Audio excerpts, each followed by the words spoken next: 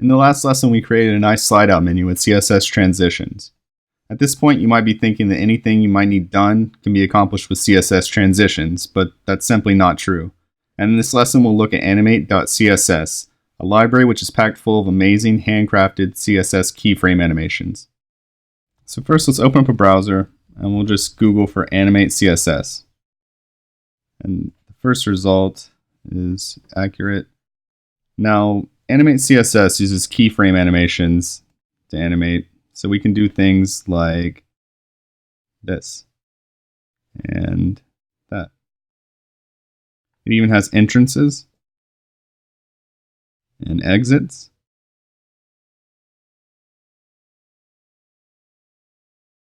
And some special animations.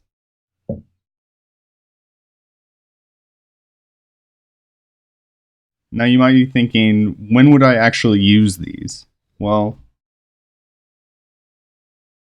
on my Grid Frameworks website, jeet.gs, you can see all kinds of them. And as you scroll down, things fade in, fade up, expand, slide in from the sides, tilt up, all kinds of cool stuff.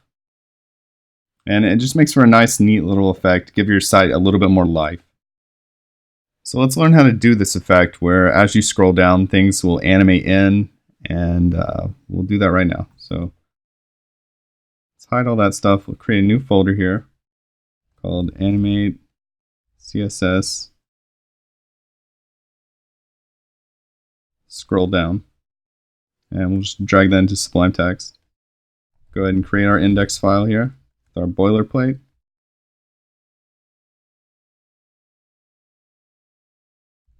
We'll just say hello world. Save that, create our CSS folder with style.style inside of it. And we'll give that h1 a background red just to make sure that everything's working correctly. We'll link it up here. Style.css, because remember it's going to compile to CSS. We'll open up a terminal. CD to our desktop, CD to our project folder, CD to CSS, stylus, auto prefixer stylus, watch style. You should be a pro at this by now. So we'll open that up in our browser, and sure enough, it works. So now in order to use Animate.css, we have to include it into our page somehow, right? So let's go to our browser and just download the actual file, open it up, and here we have the whole Animate.css file. Let's go ahead and take a look at this. So everything that you animate gets the animated class. So if we wanted to animate this h1, it would have to have the animated class on it. We could add the infinite class onto it to have the animation repeat infinitely. We could add the hinge animation onto it or the hinge class onto it to change it a little bit. And then you can see all of these keyframes with all of the vendor prefixes on them already. And they're using the cubic Bezier easing style. So if you want, we can open up a browser here and go to cubic-bezier.com. And we can see what some of these look like. So if we wanted, we could drag this out, drag that up. And this is our Bezier easing right here. So you see how it slows down the middle. So it jumps up real quick, slows down in the middle, and then goes fast again.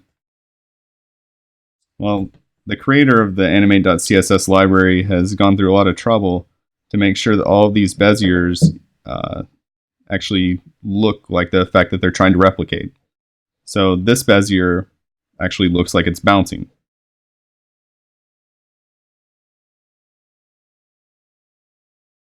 And then he creates a bounce class, where he just specifies the animation name here of bounce. And that's pretty much all it is, all the way through it. There's just a lot of work put into it. It's a huge, huge file. So we'll close that, and since we're not going to be using the source file directly, what we can do is just go to cdnjs.com and then search for Animate CSS. And there it is, so we'll copy that. And it's a CSS file, so let's put it up here at the top of our HTML file. And we'll prefix it with the HTTP protocol, so we don't have to fire up a local server or anything like that. Let's close out some of these windows here.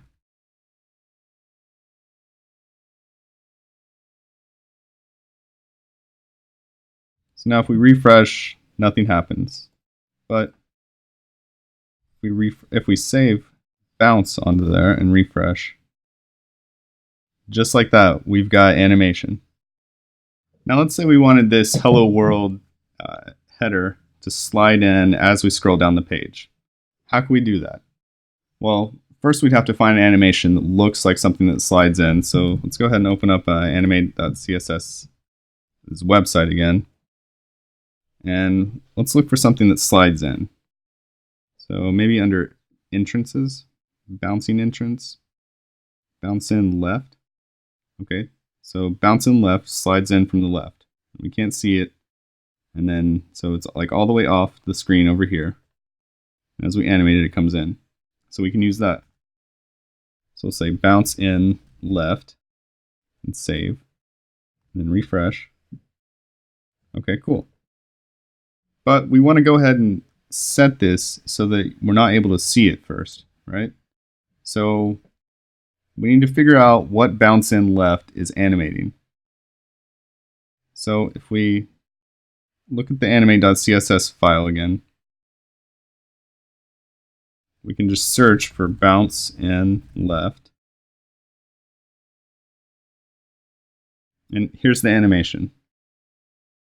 So first it's translating the x-axis -3,000 pixels. So what we can do is we can go ahead and create a class that will do that translation for us.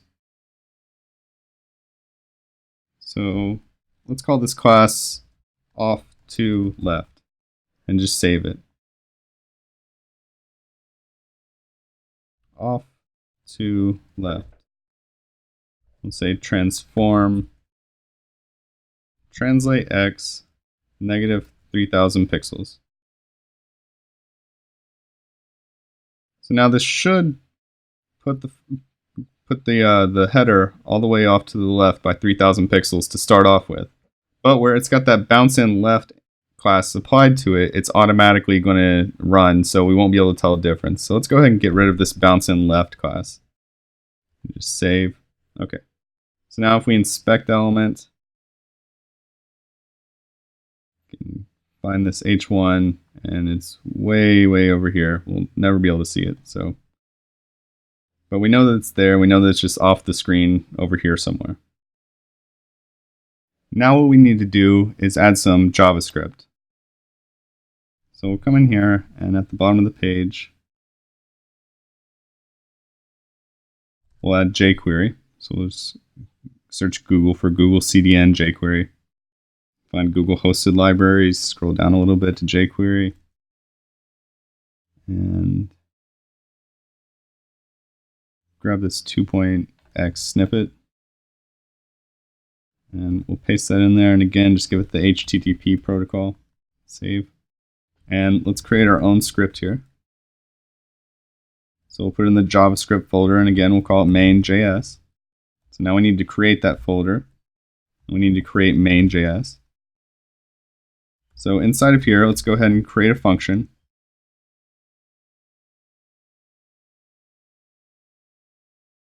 Now we're going to say whenever the window scrolls, so whenever somebody actually comes over here and scrolls up and down, we're going to put a function in there, and we're going to say if window scroll top. So this says the scroll top position, so how far they've scrolled down the page. And we'll just say if it's greater than 1, so if they've scrolled at all. Then we want to say that H1 remove class off to left. So we're taking away that class that's hiding it. And then we're going to add class bounce in left. So if we save that, come over here and refresh. We don't have a way to scroll yet because the page isn't that long. So let's come over here to our style sheet. Say HTML height 2000 pixels. Save it. Now refresh. Now if we scroll just a little bit, pops in. Cool. So that's how you accomplish that effect. If we wanted to put all of these elements down further and have multiple elements, we would do the same thing throughout the page. And there's better ways to do this, and we'll go over those in a later lesson. So in this lesson, we learned how to animate things into Vue using animate.css and a touch of JavaScript. In the next lesson, we'll get into one of my favorite things to animate, SVG parts.